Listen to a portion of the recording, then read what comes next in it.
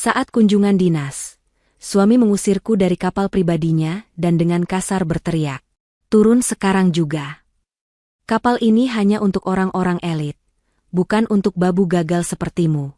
Kalau mau ikut, sana berenang di lautan." Aku hanya tersenyum kecil, mengeluarkan ponsel, dan melakukan satu panggilan singkat. 5 menit kemudian, kapten kapal keluar dengan wajah yang tegang. Perjalanan dibatalkan. Kapal tidak diizinkan berlayar. Lalu suamiku histeris saat tahu apa yang terjadi. Karena, sebelum ceritanya dimulai, silahkan tulis di kolom komentar dari daerah mana saja teman-teman yang menonton cerita ini. Jangan lupa like dan subscribe agar channel ini bisa semakin berkembang dan bisa mempersembahkan cerita yang lebih menarik lagi. Angin laut berhembus kencang menerpa dek kapal pesiar mewah yang tengah bersandar di pelabuhan sore itu. Langit berwarna jingga keemasan, memantulkan cahaya indah di permukaan air yang tenang. Di atas geladak kapal yang megah itu, suasana pesta tengah berlangsung meriah. Puluhan tamu undangan dengan pakaian formal dan elegan tampak bercengkrama, memegang gelas berisi jus segar dan minuman dingin non-alkohol, menikmati kemewahan yang disajikan. Di tengah keramaian itu, Aldo berdiri dengan dagu terangkat tinggi. Ia merasa seperti seorang raja yang sedang meninjau kerajaannya. Setelan jas mahal yang membalut tubuhnya membuatnya tampak gagah dan berwibawa. Hari ini adalah hari penting baginya, hari di mana ia akan merayakan keberhasilan besar perusahaan yang ia pimpin di hadapan para kolega bisnis dan elit sosialita. Ia merasa dunia ada dalam genggamannya, dan tidak ada satupun yang bisa merusak momen kemenangannya. Namun, senyum bangga di wajah Aldo perlahan memudar ketika matanya menangkap sosok wanita yang berdiri canggung di dekat tiang layar kapal. Itu adalah Luna, istrinya. Luna mengenakan pakaian tertutup dengan hijab sederhana yang jauh dari kesan glamor. Di mata Aldo, penampilan Luna sangat kontras dengan kemewahan di sekelilingnya. Luna tampak seperti noda kecil di atas kain sutra yang sempurna. Aldo merasa risih. Ia sudah berkali-kali memperingatkan Luna untuk berpakaian lebih modis, lebih terbuka, atau setidaknya memakai perhiasan yang menunjukkan status sosial mereka. Namun Luna tetaplah Luna, wanita sederhana yang ia nikahi 5 tahun lalu saat Aldo belum memiliki apa-apa. Kini, saat Aldo merasa sudah berada di puncak dunia, kehadiran Luna justru dianggapnya sebagai beban yang memalukan. Kekesalan Aldo memuncak ketika Cindy muncul dari kerumunan tamu. Cindy berjalan dengan anggun, mengenakan gaun malam yang memukau dan tata rias wajah yang sempurna. Cindy adalah segalanya yang diinginkan Aldo untuk mendampinginya di depan publik. Cantik, percaya diri, dan pandai membawa diri di lingkungan elit. Cindy menghampiri Aldo dengan senyum manja, lalu melirik sinis ke arah Luna yang berdiri sendirian. Tatapan Cindy seolah berkata bahwa Luna tidak pantas berada di tempat itu. Aldo menangkap isyarat itu dan egonya tersentil.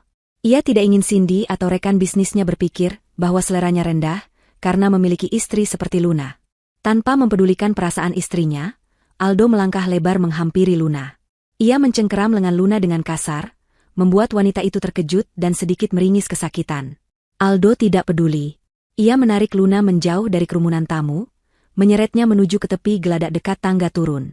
Beberapa tamu mulai menoleh, memperhatikan keributan kecil itu dengan tatapan bertanya-tanya. Namun Aldo sudah dikuasai amarah dan rasa malu yang tidak pada tempatnya. Ia merasa Luna merusak pemandangan pestanya. Aldo melepaskan cengkeramannya dengan kasar hingga Luna terhuyung. Dengan wajah merah padam karena menahan marah, Aldo menunjuk ke arah dermaga di bawah sana. Suaranya menggelegar, memecah alunan musik lembut yang sedari tadi mengiringi pesta. Ia berteriak lantang tanpa mempedulikan harga diri istrinya. "Turun sekarang juga. Kapal ini hanya untuk orang-orang elit, bukan untuk babu gagal sepertimu." Kata-kata itu meluncur tajam, menusuk hati siapapun yang mendengarnya. Aldo melanjutkan caciannya dengan napas memburu. Ia mengatakan bahwa tempat Luna bukan di sini, bukan di antara orang-orang sukses. Ia menghina penampilan Luna yang dianggapnya kampungan. Luna menatap mata suaminya. Tidak ada air mata di sana.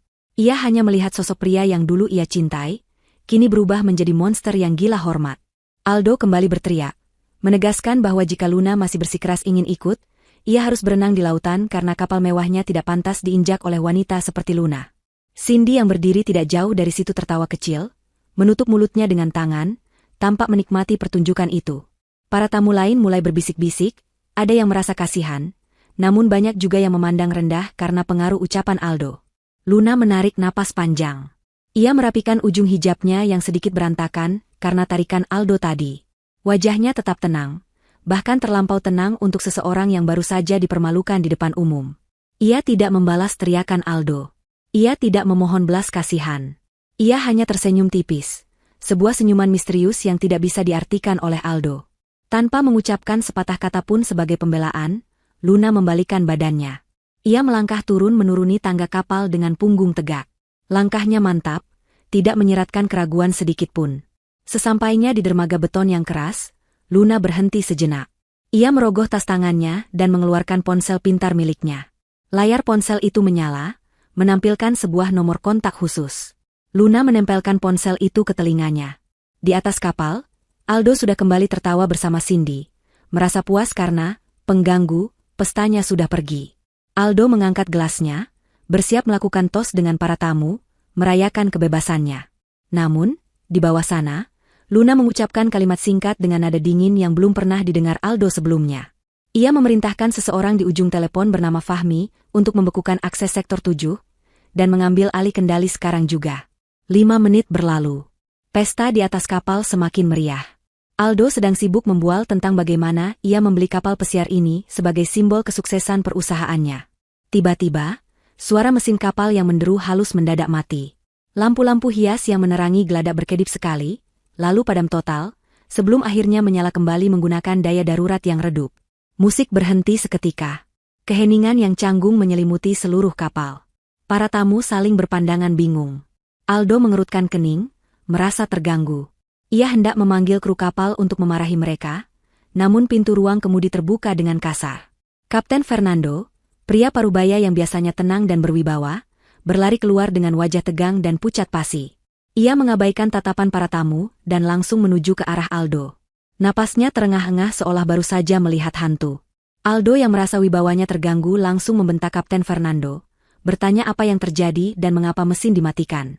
Namun, jawaban Kapten Fernando membuat darah Aldo berdesir. Dengan suara bergetar, kapten itu memberitahu bahwa perjalanan dibatalkan. Izin berlayar kapal ini baru saja dicabut oleh pemilik aslinya. Kapal itu tidak diizinkan bergerak 1 inci pun dari dermaga. Aldo ternganga, gelas di tangannya nyaris terjatuh. Ia menatap Kapten Fernando dengan tatapan tidak percaya, sementara di kejauhan, di ujung dermaga yang mulai gelap, Luna masih berdiri di sana, menatap kapal itu dengan sorot mata yang tajam dan tak terbaca. Suasana di atas geladak kapal berubah drastis dalam hitungan detik. Kehangatan pesta berganti menjadi ketegangan yang mencekam. Aldo merasa wajahnya panas, bukan karena sengatan matahari sore, melainkan karena rasa malu dan amarah yang meledak di dadanya. Pernyataan Kapten Fernando terasa seperti tamparan keras di pipinya di hadapan puluhan pasang mata yang kini menatapnya dengan curiga. Aldo tidak bisa menerima kenyataan itu. Ia adalah orang yang menyewa kapal ini, atau setidaknya begitulah yang ia yakini dalam arogansinya. Ia merasa memiliki hak penuh atas segala sesuatu yang ada di sana. Dengan langkah lebar, ia mendekati Kapten Fernando, menunjuk wajah pria berseragam itu dengan jari telunjuknya yang gemetar karena marah. Aldo mulai berteriak, suaranya memantul di dinding-dinding kapal yang kini sunyi tanpa musik. Ia menuduh Kapten Fernando berbohong atau sedang mabuk. Ia mengklaim bahwa dirinya adalah bos di sini, dan ia yang membayar semua operasional pelayaran ini. Aldo menuntut agar mesin dinyalakan kembali sekarang juga. Ia tidak mau tahu alasan teknis atau birokrasi apapun. Baginya, uang dan kekuasaan adalah segalanya, dan ia merasa memiliki keduanya. Namun, Kapten Fernando tidak bergeming. Pria itu berdiri tegak meskipun wajahnya masih menyeratkan ketakutan, bukan takut pada Aldo, melainkan takut pada perintah yang baru saja ia terima melalui saluran komunikasi khusus yang hanya bisa diakses oleh pemilik tertinggi.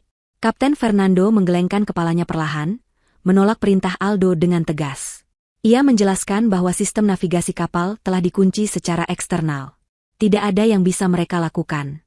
Perintah penghentian ini datang langsung dari pusat komando maritim yang memegang hak kepemilikan kapal. Aldo semakin murka. Ia menuduh Kapten Fernando telah disuap oleh kompetitor bisnisnya untuk menyabotase acara penting ini. Ia mengancam akan menuntut sang kapten dan memastikannya membusuk di penjara. Cindy yang berdiri di belakang Aldo mencoba menenangkan, namun wajahnya juga menyeratkan kekhawatiran karena rencana pamer kekayaan mereka terancam gagal total. Dengan tangan gemetar karena emosi, Aldo merogoh saku jasnya dan mengeluarkan ponsel mewahnya. Ia berniat menelepon kantor pusat penyewaan kapal, atau siapapun yang ia anggap bertanggung jawab atas kekacauan ini. Ia ingin memecat Kapten Fernando saat itu juga. Aldo menekan nomor kontak darurat manajemen kapal yang tersimpan di ponselnya. Nada sambung terdengar beberapa kali, membuat Aldo menghentak-hentakan kakinya dengan tidak sabar. Akhirnya, panggilan itu tersambung, namun bukan suara operator manusia yang menyapanya. Suara yang terdengar dari seberang telepon adalah rekaman suara wanita yang sangat familiar di telinga Aldo. Itu adalah suara Luna. Namun, nada bicaranya sangat berbeda dengan Luna yang ia kenal di rumah. Suara itu terdengar dingin, formal, berwibawa, dan penuh kuasa. Rekaman itu menyatakan bahwa akses penyewaan atas nama Aldo telah dibekukan karena pelanggaran kode etik serius, dan seluruh aset yang sedang digunakan ditarik kembali di bawah otorisasi Anggara Group. Aldo terdiam kaku. Ponselnya perlahan turun dari telinganya. Nama Anggara Group terngiang-ngiang di kepalanya. Itu adalah nama konglomerasi raksasa yang menguasai banyak sektor bisnis, mulai dari properti hingga maritim. Perusahaan Aldo hanyalah remah-remah kecil jika dibandingkan dengan raksasa itu. Aldo merasa dunianya berputar. Ia bingung. Mengapa suara istrinya ada di saluran telepon perusahaan raksasa itu? Ia mencoba menepis pikiran buruk itu, meyakinkan dirinya bahwa itu hanya kebetulan atau mungkin suara operator yang mirip. Namun, realita di depan matanya tidak bisa dibantah. Dari arah gerbang pelabuhan, terlihat iring-iringan mobil petugas pelabuhan dan keamanan datang mendekat. Mereka bukan datang untuk mengawal keberangkatan kapal, melainkan membawa pita kuning garis polisi dan dokumen penyegelan. Para tamu undangan mulai panik. Mereka berbisik-bisik, mengira perusahaan Aldo terlibat masalah hukum atau penggelapan pajak. Satu persatu tamu mulai turun dari kapal, tidak ingin terlibat dalam masalah. Aldo berlari ke pinggir kapal, melihat ke arah dermaga. Di sana, di sebuah bangku tunggu kafe pelabuhan yang jaraknya cukup jauh namun masih terlihat jelas, Luna duduk dengan santai. Istrinya itu tidak terlihat seperti wanita yang baru saja diusir. Luna duduk dengan kaki disilangkan anggun, meminum teh dari cangkir porselen, seolah sedang menikmati pemandangan sore yang indah. Pandangan mereka bertemu dari kejauhan. Aldo bisa melihat ketenangan yang mengerikan di wajah Luna. Di sebelah Luna, berdiri seorang pria muda berjas rapi yang Aldo kenali sekilas sebagai Fahmi, orang yang tadi disebut Luna di telepon. Fahmi menyerahkan sebuah dokumen kepada petugas pelabuhan yang baru datang. Petugas pelabuhan itu kemudian naik ke atas kapal, menghampiri Aldo yang masih terpaku. Dengan sopan namun tegas, petugas itu meminta Aldo dan seluruh rombongannya untuk segera mengosongkan kapal. Aldo mencoba melawan, meminta penjelasan. Petugas itu membuka map yang dibawanya dan menunjukkan salinan sertifikat kepemilikan kapal. Di sana, tertulis jelas nama pemilik kapal, sebuah perusahaan induk di bawah naungan Anggara Group. Dan di sudut dokumen itu, terdapat tanda tangan basah dari komisaris utama yang namanya membuat lutut Aldo lemas seketika. Tanda tangan itu bertuliskan nama lengkap istrinya, Luna Anggara. Fakta itu menghantam Aldo seperti palu godam. Selama ini ia tahu nama belakang istrinya hanyalah nama biasa. Ia tidak pernah tahu bahwa Luna adalah bagian dari keluarga Anggara yang legendaris itu. Ia mengira Luna adalah wanita yatim piatu miskin yang beruntung dinikahinya. Ternyata, kapal pesiar mewah yang ia banggakan, yang ia sewa dengan harga selangit untuk pamer, sebenarnya adalah milik istrinya sendiri. Aldo merasa mual. Ia baru saja mengusir pemilik kapal dari kapalnya sendiri dengan kata-kata kasar. Cindy yang melihat dokumen itu ikut membelalakan mata. Wajahnya pucat pasi menyadari bahwa ia baru saja menghina wanita yang kekayaannya jauh melampaui imajinasinya. Matahari mulai terbenam sepenuhnya, meninggalkan Aldo dalam kegelapan yang nyata di atas geladak. Petugas keamanan mulai menggiring Aldo dan Cindy turun. Aldo berjalan seperti orang linglung. Kakinya terasa berat menapaki tangga turun, tangga yang sama di mana ia tadi mendorong Luna. Di bawah sana, mobil-mobil mewah para tamu undangan sudah mulai meninggalkan area pelabuhan, meninggalkan Aldo sendirian dengan rasa malu yang membakar. Sementara itu, mobil sedan hitam mengkilap berhenti di depan kafe tempat Luna duduk. Fahmi membukakan pintu belakang. Luna masuk ke dalam mobil, tanpa menoleh sedikit pun ke arah Aldo yang baru saja menjejakkan kaki di aspal dermaga. Mobil itu melaju pergi, meninggalkan debu tipis yang menerpa wajah Aldo, menandakan dimulainya kehancuran hidup pria yang sombong itu. Kekacauan di pelabuhan sore itu menjadi awal dari mimpi buruk yang panjang bagi Aldo. Setelah diusir secara memalukan dari kapal yang seharusnya menjadi panggung kemegahannya, Aldo terpaksa pulang dengan perasaan hancur lebur. Cindy, wanita yang selama ini memuja-mujanya saat ia berjaya, langsung menunjukkan wajah aslinya begitu tahu posisi Aldo sedang terancam. Di parkiran pelabuhan, Cindy menolak masuk ke dalam mobil Aldo. Dengan alasan sakit kepala dan ingin segera istirahat, Wanita itu memesan taksi online dan meninggalkan Aldo sendirian di tengah debu jalanan. Aldo hanya bisa memukul setir mobilnya dengan frustrasi, menyalurkan amarah yang tidak bisa ia lampiaskan kepada siapapun. Sepanjang perjalanan pulang, ponselnya terus berdering. Bukan ucapan selamat atas pesta meriah yang ia harapkan, melainkan rentetan pesan pembatalan kontrak dari mitra bisnis yang hadir di pelabuhan tadi. Kabar tentang penyegelan kapal dan pengusiran Aldo menyebar lebih cepat dari api yang membakar hutan kering. Reputasi yang ia bangun bertahun-tahun dengan susah payah runtuh hanya dalam hitungan jam. Aldo memacu mobil sedannya membelah jalanan kota yang mulai macet. Pikirannya kalut. Bayangan wajah tenang Luna saat melihatnya diusir terus menghantui. Ia masih tidak habis pikir, bagaimana bisa nama Luna ada di dokumen kepemilikan kapal itu. Namun, arogansi Aldo menolak mempercayai fakta itu sepenuhnya. Ia meyakinkan dirinya sendiri bahwa itu pasti hanya kesalahan administrasi atau kesamaan nama. Luna yang ia kenal hanyalah wanita rumahan yang tidak tahu apa-apa soal bisnis, apalagi memiliki aset miliaran rupiah. Sesampainya di halaman rumah mewahnya, Aldo melihat pintu depan sedikit terbuka. Lampu ruang tamu menyala terang, namun suasana rumah terasa berbeda. Ada keheningan yang mencekam, seolah rumah itu tahu bahwa penghuninya sedang berada di ambang kehancuran. Aldo melangkah masuk dengan langkah berat. Ia melemparkan jas mahalnya ke sofa dengan kasar. Dasi yang mencekik lehernya dilonggarkan paksa. Matanya menyapu ruangan, mencari keberadaan Luna.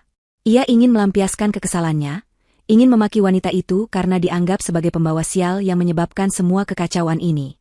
Langkah kakinya membawa Aldo menuju kamar utama. Di sana, ia menemukan pemandangan yang membuat darahnya mendidih. Luna sedang berdiri di depan lemari yang terbuka lebar. Sebuah koper besar tergeletak di atas tempat tidur, dan Luna dengan tenang memasukkan pakaian-pakaiannya ke dalam koper tersebut. Gerakannya rapi dan teratur. Tidak ada isak tangis atau drama, hanya kepastian untuk pergi. Aldo mendengus keras, menarik perhatian Luna. Ia mulai mencerca istrinya dengan kata-kata pedas. Ia menuduh Luna sengaja mempermalukannya di depan teman-temannya dengan guna-guna atau trik licik sehingga kapal itu bermasalah. Aldo berteriak bahwa semua kegagalan hari ini adalah karena aura negatif yang dibawa Luna. Menurut Aldo, Luna adalah beban yang menghambat kesuksesannya. Ia merasa Luna tidak pantas mendampingi pria sekelas dirinya. Mendengar caci maki itu, Luna tidak menghentikan aktivitasnya.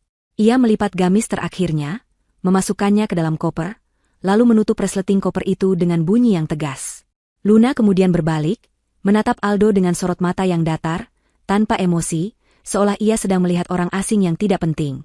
Luna berkata dengan suara pelan namun menusuk, bahwa ia akan pergi sesuai keinginan Aldo.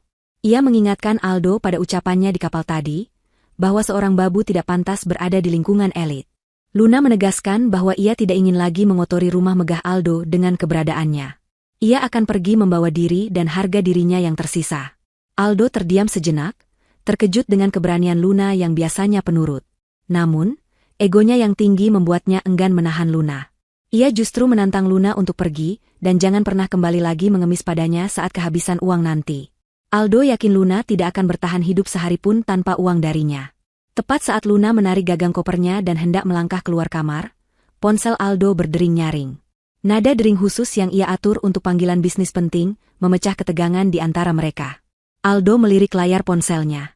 Nomor tidak dikenal, namun kode areanya menunjukkan bahwa penelepon berasal dari kawasan pusat bisnis elit. Dengan mendengus kesal, Aldo mengangkat telepon itu, mengubah nada suaranya menjadi ramah dan profesional dalam sekejap, sebuah kepalsuan yang sudah menjadi kebiasaannya. Di ujung telepon, suara seorang pria terdengar tegas dan formal. Pria itu memperkenalkan diri sebagai asisten pribadi dari seorang investor besar yang tertarik menyelamatkan perusahaan Aldo, yang sedang diambang kebangkrutan akibat skandal di pelabuhan. Mata Aldo berbinar seketika. Harapan yang tadi sempat padam kini menyala kembali. Ia membungkuk-bungkuk hormat meski lawan bicaranya tidak bisa melihatnya. Ia mendengarkan dengan seksama setiap kata yang diucapkan pria di telepon itu. Sang investor bersedia menyuntikkan dana segar dalam jumlah fantastis yang bisa menutup semua kerugian Aldo, dan bahkan membiayai ekspansi baru. Namun, ada satu syarat mutlak yang diajukan.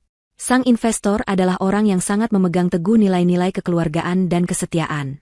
Ia hanya mau bekerja sama dengan pria yang memiliki rumah tangga harmonis. Oleh karena itu, sang investor mengundang Aldo untuk makan malam dan tanda tangan kontrak malam ini juga, dengan syarat Aldo harus datang bersama istri sahnya. Sang investor secara spesifik menyebutkan bahwa ia menghormati wanita yang berpakaian sopan dan menjaga marwah suami. Wajah Aldo memucat. Ia melirik Luna yang sudah berada di ambang pintu kamar, siap melangkah pergi selamanya. Jika Luna pergi sekarang, kesempatan emas ini akan hilang. Perusahaannya akan hancur, dan ia akan jatuh miskin. Tidak mungkin ia membawa Cindy. Cindy tidak memenuhi kriteria, istri sah, dan penampilannya jauh dari kata sopan seperti yang diminta investor tersebut. Aldo panik. Keringat dingin mengucur di pelipisnya. Ia buru-buru mengiyakan semua persyaratan di telepon, berjanji akan datang tepat waktu bersama istrinya tercinta. Setelah sambungan telepon terputus, Aldo langsung berlari mengejar Luna. Ia menghadang langkah istrinya tepat di depan pintu utama rumah. Aldo merentangkan kedua tangannya, menghalangi jalan keluar. Wajah garangnya yang tadi penuh amarah kini berubah drastis menjadi wajah memelas yang menyedihkan. Ia memohon agar Luna tidak pergi malam ini. Ia berlutut di hadapan Luna, memegang ujung gamis istrinya. Aldo mengarang cerita bahwa ia baru saja mendapat tekanan berat dan hilaf. Ia meminta Luna untuk menolongnya satu kali ini saja demi masa depan mereka. Ia berjanji akan berubah, akan membelikan apa saja yang Luna minta, asalkan Luna mau ikut makan malam bersamanya menemui investor penting ini. Aldo mengatakan bahwa nasib ratusan karyawan ada di tangan Luna. Ia memanipulasi perasaan Luna dengan membawa-bawa nasib orang lain, taktik yang sering ia gunakan dulu. Luna menatap Aldo yang berlutut di kakinya. Di dalam hatinya, ia merasa jijik melihat kepalsuan suaminya. Ia tahu persis siapa investor itu dan siapa yang menelepon Aldo. Itu semua adalah bagian dari skenario yang ia rancang bersama Fahmi. Luna diam cukup lama, membiarkan Aldo tersiksa dalam ketidakpastian. Akhirnya, Luna menghela napas panjang. Ia berkata bahwa ia bersedia ikut, bukan demi Aldo, tapi demi menyelesaikan apa yang harus diselesaikan. Namun, Luna mengajukan syarat. Setelah malam ini, ia bebas menentukan hidupnya sendiri dan Aldo tidak boleh melarangnya. Aldo yang sudah terdesak langsung mengangguk setuju tanpa berpikir panjang. Baginya, yang penting malam ini ia mendapatkan tanda tangan kontrak dan uang investor. Urusan Luna bisa ia pikirkan nanti. Dengan senyum kemenangan yang dipaksakan, Aldo menyuruh Luna bersiap-siap, sementara ia sendiri bergegas mandi untuk membersihkan keringat ketakutannya. Tanpa Aldo sadari, Luna tersenyum tipis di balik punggungnya, sebuah senyum yang menandakan bahwa permainan yang sebenarnya baru saja dimulai. Malam telah turun menyelimuti kota metropolitan yang gemerlap. Aldo memacu sedan mewahnya menuju distrik bisnis terpadu, tempat di mana gedung-gedung pencakar langit berlomba menyentuh langit. Di dalam mobil, suasana terasa dingin dan kaku. Aldo duduk di kursi pengemudi, tangannya mencengkeram setir dengan erat. Biasanya ia memiliki supir pribadi, namun malam ini ia memilih menyetir sendiri. Ia tidak ingin ada orang lain yang melihat interaksi canggung antara dirinya dan Luna, atau mungkin supirnya sudah mengundurkan diri karena mendengar kabar kebangkrutan perusahaannya. Di kursi belakang, Luna duduk diam memandang keluar jendela. Cahaya lampu jalan yang silih berganti menerpa wajahnya yang tertutup masker medis. Sejak berangkat dari rumah, mulut Aldo tidak berhenti mengoceh. Ia terus memberikan instruksi kepada Luna tentang apa yang boleh dan tidak boleh dilakukan selama pertemuan nanti. Aldo memperingatkan Luna agar tidak banyak bicara. Ia menekankan bahwa Luna hanya perlu tersenyum, mengangguk, dan menjawab seperlunya jika ditanya. Aldo takut kepolosan Luna atau ketidaktahuannya tentang dunia bisnis akan membuatnya malu di depan investor. Ia juga mengkritik pilihan pakaian Luna. Meskipun Luna mengenakan gamis sutra yang sangat elegan dan mahal, namun di mata Aldo yang buta merek, pakaian itu tampak biasa saja. Aldo terus mengomel bahwa seharusnya Luna memakai sesuatu yang lebih berkelas, padahal apa yang dikenakan Luna harganya jauh lebih mahal dari setelan jas yang dipakai Aldo. Aldo melirik ke kaca spion tengah, menatap pantulan Luna yang memakai masker. Ia menegur Luna, bertanya mengapa ia memakai masker di dalam mobil, dan menyuruhnya melepasnya nanti saat bertemu investor. Luna menjawab singkat dengan suara serak yang dibuat-buat, mengatakan bahwa ia sedang flu berat dan batuk. Ia beralasan tidak ingin menularkan penyakit kepada sang investor yang terhormat. Aldo mendengus kesal, namun ia menerima alasan itu. Ia berpikir bahwa masker itu justru bagus untuk menutupi wajah Luna, yang menurutnya kurang menarik, jika disandingkan dengan kemewahan tempat pertemuan nanti. Aldo tidak menyadari bahwa masker itu adalah cara Luna untuk menyembunyikan identitas aslinya dari para staf gedung yang mungkin mengenalinya sebagai pemilik gedung tersebut. Mobil mereka memasuki pelataran lobi sebuah gedung pencakar langit yang sangat megah. Gedung ini adalah salah satu ikon kota, pusat dari berbagai perusahaan multinasional. Keamanan di sini sangat ketat. Beberapa petugas keamanan berseragam lengkap dan berbadan tegap berjaga di pintu masuk. Aldo merasa gugup sekaligus bangga bisa menginjakkan kaki di tempat seelite ini. Ia menurunkan kaca jendela mobil saat seorang petugas keamanan mendekat untuk memeriksa kendaraan. Aldo menyiapkan senyum terbaiknya, hendak menyebutkan namanya dan tujuan kedatangannya. Namun, sebelum Aldo sempat bicara, petugas keamanan itu melihat ke arah kursi belakang, ke arah Luna. Mata petugas keamanan itu membelalak sesaat, seolah mengenali aura atau sosok di kursi belakang. Sikap tubuhnya yang semula siaga penuh curiga langsung berubah drastis. Ia mundur selangkah, membungkukkan badannya hampir 90 derajat, memberikan penghormatan yang sangat dalam dan takzim. Petugas itu kemudian memberi kode kepada rekan-rekannya untuk segera membuka palang pintu otomatis, tanpa perlu memeriksa bagasi atau meminta kartu identitas Aldo. Aldo tertegun melihat perlakuan istimewa itu. Ia tersenyum lebar, dadanya membusung penuh kebanggaan. Ia berpikir bahwa reputasinya sebagai pengusaha muda ternyata masih sangat dihormati di tempat ini, atau mungkin sang investor sudah memberitahu keamanan bahwa tamu VIP akan datang. Aldo menjalankan mobilnya masuk ke area drop-off lobi utama. Ia berkata pada Luna dengan nada sombong, membanggakan betapa dihormatinya dia di gedung ini. Ia menyuruh Luna untuk belajar darinya bagaimana cara membawa diri agar dihargai orang lain. Luna tidak menjawab, ia hanya memutar bola matanya di balik masker. Sesampainya di depan pintu kaca raksasa lobi, seorang doorman berseragam rapi bergegas membukakan pintu mobil. Anehnya, doorman itu tidak membukakan pintu untuk Aldo terlebih dahulu, melainkan berlari memutari mobil untuk membukakan pintu bagi Luna. Aldo yang sudah siap turun merasa sedikit tersinggung, namun ia segera menepis rasa itu, menganggap doorman itu hanya bersikap sopan pada wanita. Aldo turun dari mobil, merapikan jasnya, dan berjalan mendahului Luna. Ia ingin terlihat memimpin. Di dalam lobi yang luas dan berlantai marmer mengkilap itu, suasana sangat tenang dan eksklusif. Resepsionis wanita yang berdiri di balik meja marmer panjang melihat kedatangan mereka. Saat Aldo mendekat, resepsionis itu dan beberapa staf yang melintas serentak berhenti melakukan aktivitas mereka. Mereka semua menundukkan kepala dengan hormat ke arah mereka berdua. Aldo mengangguk-angkuh, merasa seperti selebriti. Ia tidak menyadari bahwa arah pandangan dan tundukan hormat para staf itu sebenarnya tertuju pada sosok wanita berhijab yang berjalan tenang 2 langkah di belakangnya. Para staf di gedung itu sudah hafal betul postur dan gaya berjalan pemilik gedung mereka, meskipun wajahnya tertutup masker. Mereka menuju ke lift khusus eksekutif. Aldo menekan tombol lift dengan gaya yang dibuat-buat elegan. Sambil menunggu pintu lift terbuka, Aldo kembali memperingatkan Luna.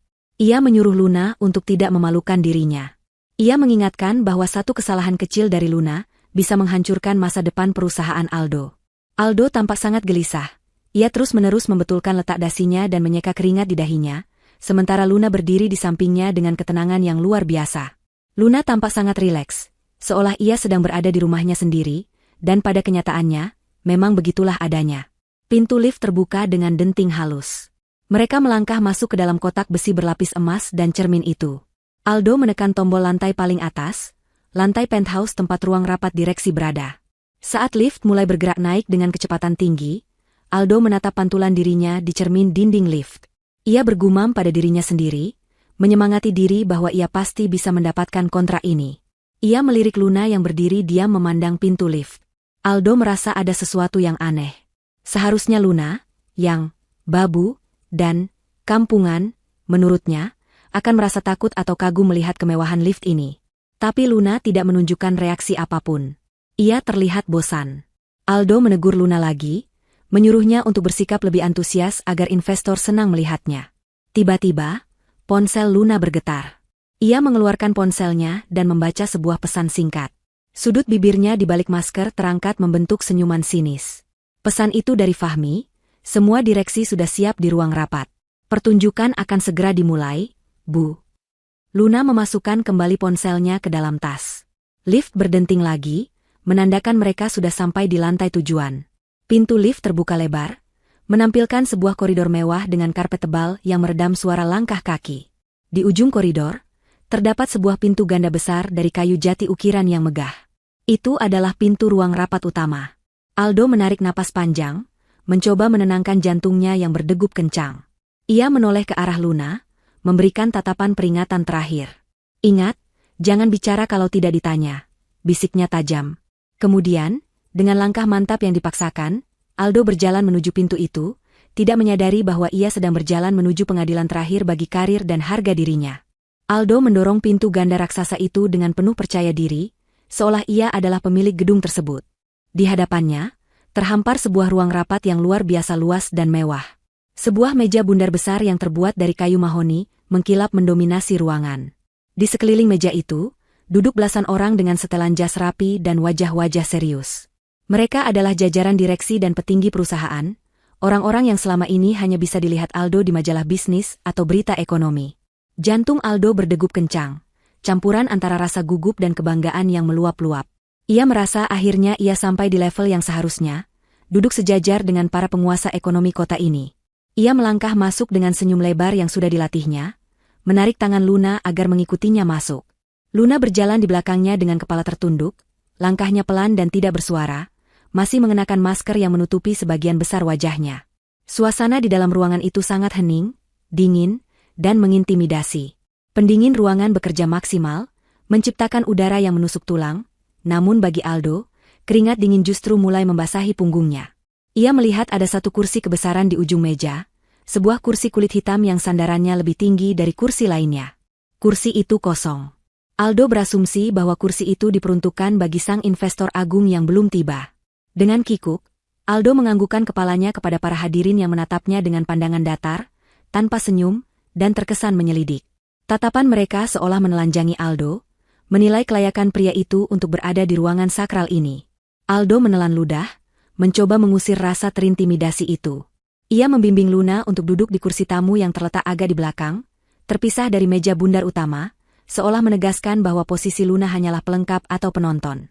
Aldo kemudian berdiri di dekat salah satu kursi kosong di meja bundar, meletakkan tas kerjanya, dan mulai berbicara untuk memecahkan keheningan. Ia memperkenalkan dirinya dengan suara yang lantang, berusaha terdengar karismatik. Ia mulai membual tentang visi misi perusahaannya, tentang proyek-proyek besar yang diklaimnya sedang berjalan, dan tentu saja, tentang aset maritim yang ia banggakan. Dengan tanpa rasa malu, Aldo menceritakan kembali kebohongan tentang kapal pesiar yang tadi sore menyegel nasibnya. Ia berkata kepada para direksi bahwa insiden di pelabuhan hanyalah kesalahpahaman teknis kecil yang sudah ia tangani, dan kapal itu sebenarnya adalah salah satu aset andalan perusahaannya untuk menjamu klien VIP. Ia berbohong dengan lancar, matanya menyapu wajah-wajah para direksi, berharap melihat anggukan setuju atau kekaguman. Namun, tidak ada satupun dari mereka yang bereaksi seperti yang diharapkan Aldo. Mereka tetap diam, beberapa bahkan melirik jam tangan mahal mereka dengan tidak sabar, seolah sedang menunggu sesuatu yang jauh lebih penting daripada bualan Aldo. Merasa ada yang tidak beres, Aldo mencoba memainkan kartu asnya, citra pria berkeluarga. Ia menunjuk ke arah Luna yang duduk diam di pojok ruangan. Dengan nada suara yang dibuat selembut mungkin, Aldo memperkenalkan Luna sebagai istri tercintanya. Ia berkata bahwa kehadiran istrinya di sini adalah bukti komitmennya terhadap nilai-nilai keluarga dan integritas. Aldo bahkan sempat menyisipkan kalimat merendah yang palsu, mengatakan bahwa istrinya adalah wanita sederhana yang selalu mendukungnya dari belakang, meskipun tidak mengerti apa-apa soal bisnis rumit yang ia jalankan. Tepat ketika Aldo selesai memuji dirinya sendiri, pintu samping ruangan terbuka. Fahmi masuk dengan langkah tegap, membawa sebuah map tebal di tangannya. Aldo tersenyum lebar melihat Fahmi. Ia mengira Fahmi adalah sekretaris pribadi sang investor yang akan mempersilakan bos besarnya masuk. Aldo segera merapikan dasinya, bersiap menyambut sang penyelamat. Fahmi berjalan mendekati ujung meja, tempat kursi kebesaran itu berada. Ia berdiri di samping kursi itu, lalu memandang berkeliling ruangan. Tatapannya berhenti sejenak pada Aldo, memberikan sorot mata yang penuh arti, sebelum beralih ke arah pojok ruangan, tempat Luna duduk. Aldo bingung. Mengapa asisten itu melihat ke arah istrinya? Apakah ada yang salah dengan pakaian Luna? Aldo hendak menegur Luna lagi melalui isyarat mata agar duduk lebih sopan. Namun, apa yang terjadi selanjutnya membuat napas Aldo tercekat di tenggorokan. Fahmi tidak memanggil nama orang lain. Ia justru membungkukkan badannya sedikit ke arah Luna dan berkata dengan suara lantang dan jelas, mempersilakan pimpinan tertinggi untuk menempati tempatnya agar rapat bisa segera dimulai. Aldo mengerutkan kening, menoleh ke kiri dan ke kanan, mencari siapa sosok pimpinan tertinggi yang dimaksud Fahmi. Ia berpikir mungkin orang itu duduk di belakang Luna. Tapi tidak ada siapa-siapa di sana. Hanya ada dinding kosong berlapis panel kayu. Perlahan, dengan gerakan yang sangat tenang dan anggun, Luna berdiri dari kursinya. Ia tidak menunduk lagi. Punggungnya tegak lurus, memancarkan aura otoritas yang begitu kuat hingga membuat udara di ruangan itu terasa semakin berat. Aldo terbelalak. Ia berbisik keras, setengah mendesis, menegur Luna. Ia bertanya apa yang sedang dilakukan Luna dan menyuruhnya duduk kembali, karena menganggap tindakan Luna berdiri saat dipanggil pimpinan tertinggi adalah tindakan bodoh yang memalukan. Aldo mengira Luna salah paham dan mengira panggilan itu untuknya. Aldo bahkan hendak melangkah mendekat untuk menarik tangan Luna agar duduk kembali. Namun, langkah Aldo terhenti ketika Luna mulai berjalan. Bukan berjalan menunduk seperti istri yang takut pada suami, melainkan berjalan dengan langkah pasti menuju meja bundar. Suara sepatu hak tingginya menggema di lantai marmer, ketuk-ketuk yang berirama konstan dan mengintimidasi.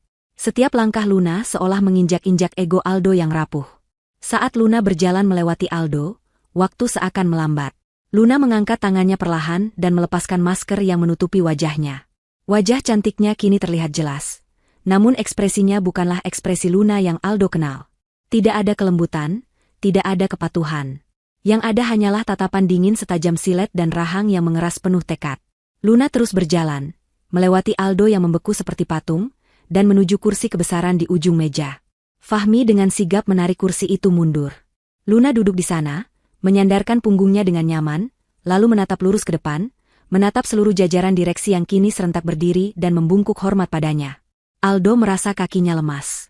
Otaknya gagal memproses apa yang sedang terjadi. Ia mencoba tertawa, tawa kering yang terdengar menyedihkan di ruangan yang sunyi itu. Aldo berkata dengan suara bergetar, mencoba mencairkan suasana yang ia anggap sebagai lelucon buruk. Ia memanggil Luna dengan sebutan sayang, bertanya mengapa Luna duduk di kursi bos, dan memperingatkan agar tidak membuat malu dirinya di depan orang-orang penting ini. Aldo masih menyangkal realita. Ia berpikir mungkin Luna sedang kesurupan atau mengalami gangguan jiwa mendadak karena stres. Ia melangkah maju, hendak memegang bahu Luna untuk menyuruhnya pindah. Namun, sebelum tangannya menyentuh bahu Luna, seorang pria tua berambut putih yang duduk di sebelah kanan Luna, direktur utama yang paling senior, menggebrak meja dengan keras. Suara gebrakan itu membuat Aldo terlompat kaget. Pria tua itu membentak Aldo dengan suara menggelegar. Ia menyuruh Aldo untuk menjaga sopan santunnya dan menjauhkan tangannya yang kotor itu. Pria tua itu dengan tegas menyatakan bahwa wanita yang duduk di hadapan mereka adalah Ibu Luna Anggara, pemilik tunggal dari Anggara Group, pemegang saham mayoritas dari perusahaan ini, dan atasan dari semua orang yang ada di ruangan ini, termasuk atasan dari investor yang Aldo harapkan. Kalimat itu menghantam Aldo lebih keras daripada pukulan fisik. Kata-kata, pemilik tunggal, dan atasan, berputar-putar di kepalanya, bertabrakan dengan memori-memori masa lalu saat ia memperlakukan Luna seperti pembantu. Aldo menatap Luna dengan mata yang hampir keluar. Ia menggelengkan kepalanya berulang kali, bergumam tidak mungkin. Ia mengenal Luna sebagai wanita yatim piatu yang tidak punya siapa-siapa, wanita yang ia nikahi karena ia pikir bisa ia kendalikan sepenuhnya. Bagaimana mungkin wanita yang selama ini mencucikan bajunya, memasakkan makanannya, dan diam saja saat dimaki-maki, adalah pemilik dari gedung pencakar langit tempat ia berdiri sekarang? Luna menatap Aldo tanpa berkedip. Perlahan, sudut bibirnya terangkat membentuk senyuman miring yang mengerikan. Ia kemudian berbicara, bukan kepada Aldo, tapi kepada seluruh ruangan. Suaranya tenang namun bergema penuh kuasa. Ia membuka rapat luar biasa hari ini dengan agenda tunggal, pembersihan parasit dari tubuh perusahaan. Aldo mundur selangkah, kakinya tersandung kaki kursi sendiri, hingga ia hampir terjatuh. Ia melihat sekeliling, berharap ada satu orang saja yang tertawa dan mengatakan ini semua prank. Tapi wajah-wajah para direksi itu sangat serius, menatapnya dengan campuran rasa jijik dan kasihan. Fahmi meletakkan map tebal yang dibawanya di depan Luna. Luna membuka map itu perlahan, gerakan tangannya begitu elegan namun mematikan. Aldo menyadari bahwa ia tidak sedang bermimpi. Mimpi buruknya di pelabuhan tadi sore belum berakhir, justru baru saja mencapai puncaknya di ruangan berpendingin udara yang kini terasa seperti neraka baginya. Di kursi kebesaran itu, Luna bukan lagi istrinya yang penurut. Ia adalah ratu yang sedang memegang pedang eksekusi, dan leher Aldo sudah berada tepat di bawahnya. Keheningan di ruang rapat itu begitu mencekam hingga suara detak jam dinding terdengar, seperti dentuman palu hakim. Aldo berdiri terhuyung-huyung di tengah ruangan, dikelilingi oleh tatapan-tatapan yang menghakiminya. Di ujung meja, Luna duduk dengan tenang, jari-jarinya yang lentik mengetuk-ngetuk permukaan meja mahoni dengan irama pelan. Setiap ketukan itu seolah menghitung mundur sisa waktu Aldo di dunia bisnis yang selama ini ia banggakan. Luna tidak perlu berteriak untuk menunjukkan kekuasaannya. Ketenangannya justru yang membuat aura dominasinya semakin terasa menyesakan bagi Aldo. Aldo mencoba membuka mulutnya untuk bicara, untuk membela diri, atau sekadar memanggil nama Luna, tapi suaranya tercekat di tenggorokan. Ia seperti ikan yang ditarik keluar dari air, mengap-mengap mencari oksigen di tengah atmosfer yang dikuasai sepenuhnya oleh istrinya. Luna memberi isyarat tangan kecil kepada Fahmi. Tanpa bicara, Fahmi menekan tombol pada remote kontrol di tangannya. Lampu ruangan meredup sedikit, dan sebuah layar proyektor raksasa turun perlahan di belakang punggung Luna. Cahaya proyektor menyala, menampilkan serangkaian data, grafik, dan dokumen perbankan yang sangat rinci. Judul besar di layar itu terbaca jelas, Audit Forensik Aliran Dana, Perusahaan Aldo Pratama. Aldo menyipitkan matanya, mencoba membaca angka-angka yang tertera di sana. Semakin ia membaca, semakin wajahnya berubah menjadi pucat pasi, seputih kertas. Data-data itu adalah rahasia dapur perusahaannya yang selama ini ia kira aman, bahkan ada data-data yang ia sendiri tidak tahu menahu. Luna mulai berbicara, suaranya jernih membelah kesunyian. Ia menjelaskan dengan nada datar, seperti seorang dosen yang sedang menguliahi mahasiswa bodoh. Ia menunjuk ke grafik yang menunjukkan lonjakan modal awal perusahaan Aldo 5 tahun lalu. Luna bertanya kepada Aldo, dari mana Aldo berpikir ia mendapatkan modal sebesar itu saat ia masih bukan siapa-siapa? Aldo terdiam. Dulu, ia mengira itu adalah keberuntungan, atau bantuan dari teman lama ayahnya yang anonim. Luna menjawab pertanyaannya sendiri. Ia mengungkapkan bahwa dialah yang menyuntikkan dana itu melalui beberapa perusahaan cangkang. Uang tabungan Aldo yang pas-pasan tidak akan pernah cukup untuk menyewa ruko kecil sekalipun, apalagi membangun perseroan terbatas. Selama ini, istri yang Aldo sebut, Babu, dan beban, itulah yang menjadi tulang punggung finansial yang menopang seluruh ambisinya. Slide proyektor berganti. Kini menampilkan bukti-bukti transfer bulanan dalam jumlah besar dari rekening pribadi Luna ke rekening operasional perusahaan Aldo, yang disamarkan sebagai pendapatan investasi. Luna melanjutkan penjelasannya, membedah satu persatu proyek, sukses, Aldo yang sebenarnya gagal total, dan hanya terlihat sukses karena Luna diam-diam menutup kerugiannya agar Aldo tidak stres. Luna melakukan itu semua karena cinta, karena ingin melihat suaminya bangga dan percaya diri. Tapi cinta itu, kata Luna dengan nada yang sedikit bergetar karena menahan emosi, telah dibalas dengan penghinaan. Aldo merasa lututnya benar-benar tidak bertulang lagi.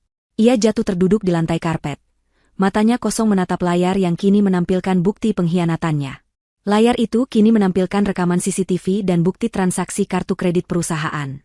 Terlihat jelas Aldo membeli tas-tas mewah, perhiasan berlian, dan membayar tagihan hotel bintang 5. Tapi bukan untuk Luna. Nama penerima barang-barang itu terpampang jelas, Cindy. Para direksi di ruangan itu berbisik-bisik, menggelengkan kepala dengan jijik. Mereka adalah pebisnis profesional yang sangat anti terhadap penyalahgunaan uang perusahaan untuk urusan pribadi yang kotor. Luna menatap Aldo yang terduduk di lantai dengan tatapan yang sulit diartikan, campuran antara rasa sakit hati yang mendalam dan kepuasan melihat kebenaran terungkap. Luna berdiri perlahan dari kursinya, berjalan memutari meja hingga ia berdiri tepat di depan Aldo yang masih terduduk. Luna menunduk, menatap wajah suaminya yang kini basah oleh keringat dingin. Ia mengulangi kata-kata yang Aldo teriakkan padanya di kapal tadi sore. Luna bertanya dengan nada menyindir, siapa sebenarnya yang Babu, dan siapa yang elit di sini? Ia mengatakan bahwa selama ini Aldo hanyalah boneka yang ia dandani dengan baju mahal, boneka yang ia izinkan bermain menjadi bos. Tapi boneka itu ternyata rusak, tidak tahu diri, dan menggigit tangan yang memberinya kehidupan. Luna menegaskan bahwa hari ini, Babu gagal, ini mengambil kembali semua mainannya. Ia memecat Aldo tidak hanya dari posisi direktur utama, tapi juga mencabut semua akses keuangannya, menyita semua aset yang dibeli dengan uang Luna, dan meninggalkan Aldo tanpa apa-apa, persis seperti saat Aldo pertama kali datang melamarnya. Aldo mendongak, air mata mulai menggenang di pelupuk matanya. Rasa takut miskin mengalahkan rasa malunya. Ia mencoba meraih ujung gamis Luna, tangan gemetar itu berusaha menyentuh kain sutra halus yang membalut kaki istrinya. Aldo mulai meracau, memohon ampun. Ia bersumpah akan memutuskan hubungan dengan Cindy detik ini juga. Ia berjanji akan menjadi suami yang baik, akan mencuci kaki Luna setiap hari jika perlu, asalkan Luna tidak mengambil semuanya darinya. Suara Aldo terdengar menyedihkan, pecah oleh isak tangis yang memilukan. Pria yang beberapa jam lalu berteriak gagah di atas kapal pesiar kini merengek, seperti anak kecil yang kehilangan permennya. Namun, tidak ada simpati di mata Luna. Hatinya sudah membeku sejak Aldo mengusirnya di dermaga. Tiba-tiba, pintu ruang rapat terbanting terbuka dengan keras. Semua orang menoleh kaget. Di ambang pintu, berdiri Cindy dengan napas terengah-engah. Penampilannya sedikit berantakan, rambutnya kusut terkena angin, dan make-up di wajahnya mulai luntur. Rupanya Cindy diam-diam mengikuti mobil Aldo dengan taksi lain, karena merasa curiga dan tidak ingin kehilangan tambang emasnya. Cindy menerobos masuk melewati security yang terlambat menahannya. Ia melihat Aldo berlutut di lantai dan langsung berasumsi bahwa Aldo sedang diserang atau diperlakukan tidak adil. Tanpa melihat situasi dengan jelas, Cindy langsung berteriak, memaki-maki orang-orang di ruangan itu. Matanya kemudian tertuju pada Luna yang berdiri tegak. Cindy melangkah maju dengan marah, jari telunjuknya menuding wajah Luna. Ia hendak melontarkan cacian, menyebut Luna sebagai wanita kampung yang tidak tahu malu karena berani masuk ke ruang rapat suaminya. Namun, kata-kata Cindy terhenti di ujung lidah saat ia menyadari keheningan aneh di ruangan itu. Ia melihat Aldo yang menangis di kaki Luna. Ia melihat Fahmi dan para direksi yang menatap Luna dengan hormat dan takut. Cindy menatap sekeliling, dan matanya menangkap layar proyektor yang masih menyala, menampilkan foto dirinya dan Aldo dengan judul besar, Bukti Penggelapan Dana. Cindy ternganga. Otaknya yang lambat memproses situasi, akhirnya menyadari sesuatu yang mengerikan. Aura kekuasaan yang memancar dari Luna begitu kuat, hingga membuat nyali Cindy menciut seketika. Luna menoleh perlahan ke arah Cindy, memberikan tatapan yang membuat Cindy merasa seperti semut kecil yang siap diinjak. Luna tersenyum tipis, sangat tipis. Ia berkata dengan nada ramah yang menakutkan, menyapa Cindy dan mengucapkan terima kasih karena sudah datang sendiri mengantarkan dirinya ke kandang singa. Luna berkata bahwa ia baru saja membahas tentang sampah, perusahaan yang harus dibuang, dan ternyata sampah itu datang sendiri tanpa perlu dijemput. Luna kemudian memberi isyarat kepada petugas keamanan yang baru saja masuk menyusul Cindy. Dengan suara tegas, Luna memerintahkan keamanan untuk mengamankan tamu tak diundang ini dan menyerahkannya kepada pihak berwajib atas tuduhan persekongkolan penggelapan dana korporasi. Cindy menjerit histeris saat dua orang petugas keamanan bertubuh besar mencengkeram lengannya. Ia meronta-ronta, memanggil nama Aldo untuk menolongnya. Tapi Aldo bahkan tidak berani menoleh. Aldo hanya menunduk dalam-dalam, menutupi wajahnya dengan kedua tangan, tidak sanggup melihat kehancuran yang terjadi di depan matanya. Luna kembali duduk di kursi kebesarannya, memunggungi Aldo dan Cindy. Ia mengambil pena emas dari atas meja, menandatangani surat keputusan pemecatan dan pembekuan aset dengan gerakan cepat dan pasti. Bunyi goresan pena di atas kertas itu menjadi vonis akhir bagi kehidupan mewah Aldo dan Cindy. Di ruangan itu, kebenaran telah terungkap telanjang. Sang Babu adalah ratu, dan sang raja hanyalah pengemis yang lupa diri. Hari-hari setelah insiden di ruang rapat direksi berlalu dengan sangat lambat dan menyiksa bagi Aldo. Pria yang dulunya tidur di atas kasur impor empuk di dalam kamar berpendingin udara itu, kini harus meringkuk di sebuah kamar kos sempit yang pengap di pinggiran kota. Dinding kamarnya catnya sudah mengelupas di sana-sini, dan suara bising kendaraan dari jalan raya menembus masuk tanpa ampun, mengganggu tidurnya yang memang tidak pernah nyenyak. Setelah diusir dari rumah mewahnya dan semua kartu kreditnya diblokir, Aldo benar-benar tidak memiliki akses ke uang sepeser pun. Mobil dinas ditarik, aset pribadi disita, dan teman-teman sosialitanya menghilang bagai ditelan bumi. Satu-satunya barang berharga yang tersisa hanyalah jam tangan mewah yang ia beli bulan lalu, yang akhirnya ia gadai untuk menyewa pengacara dan membayar sewa kamar kumuh ini. Di dalam kamar yang suram itu, Aldo duduk di tepi tempat tidur yang pernya sudah berkarat dan berdecit setiap kali ia bergerak. Wajahnya kusut, matanya merah karena kurang tidur dan terlalu banyak merokok. Namun, di tengah kehancurannya, masih ada api kesombongan yang menyala di matanya. Aldo menolak untuk menyerah begitu saja. Ia merasa dirinya adalah korban ketidakadilan. Dalam logikanya yang sudah terpelintir, ia merasa berhak atas sebagian harta Luna. Bukankah mereka suami istri? Bukankah dalam hukum pernikahan, harta yang didapat selama menikah adalah harta bersama? Aldo meyakini bahwa Luna tidak bisa begitu saja memiskinkannya. Ia akan menuntut hak Gonogini. Ia akan mengambil separuh dari kekayaan Anggara Group yang menurutnya adalah haknya sebagai suami sah. Pagi itu, Aldo mengenakan kemeja terbaiknya yang tersisa, meskipun sudah agak kusut karena tidak disetrika dengan benar. Ia menyisir rambutnya dengan air keran, mencoba mengembalikan sisa-sisa kewibawaannya. Ia memiliki janji temu dengan seorang pengacara bernama Pak Haryo. Pak Haryo dikenal sebagai pengacara lintah darat yang bersedia mengambil kasus-kasus sulit asalkan pembagian hasil kemenangannya besar. Aldo menjanjikan 30% dari total harta Gonogini yang akan ia dapatkan kepada Pak Haryo. Angka yang sangat besar, Mengingat kekayaan Luna yang triliunan, membuat pengacara licik itu langsung menyambar tawaran Aldo tanpa pikir panjang. Pertemuan dilakukan di sebuah kedai kopi murah, karena Aldo tidak sanggup membayar sewa ruang rapat. Pak Haryo, pria gemuk dengan wajah berminyak, mendengarkan cerita Aldo dengan seksama. Aldo memutarbalikkan fakta, menceritakan bahwa ia ditipu oleh istrinya, bahwa ia ikut andil membesarkan perusahaan, dan bahwa Luna bertindak sewenang-wenang. Pak Haryo mengangguk-angguk antusias. Ia meyakinkan Aldo bahwa kasus ini sangat mudah dimenangkan. Menurut Pak Haryo, tanpa adanya perjanjian pisah harta, Aldo berhak atas 50% aset yang diperoleh selama masa pernikahan. Itu adalah hukum dasar. Aldo tersenyum lebar mendengar penjelasan itu. Bayangan akan kembali kaya raya dan membalas dendam pada Luna menari-nari di kepalanya. Ia membayangkan wajah Luna yang memelas saat hakim mengetuk palu kemenangan untuknya. Seminggu kemudian, tibalah hari mediasi. Ini adalah tahap awal sebelum gugatan resmi masuk ke pengadilan. Pihak Luna menyetujui pertemuan ini, yang membuat Aldo semakin besar kepala. Ia berpikir Luna mulai takut dengan ancaman hukumnya. Pertemuan diadakan di sebuah firma hukum netral di pusat kota. Aldo datang bersama Pak Haryo, berjalan dengan dagu terangkat tinggi. Ia merasa angin kemenangan sedang berhembus ke arahnya. Namun, saat memasuki ruang mediasi, kepercayaan dirinya sedikit goyah. Di seberang meja, bukan Luna yang duduk di sana, melainkan Fahmi.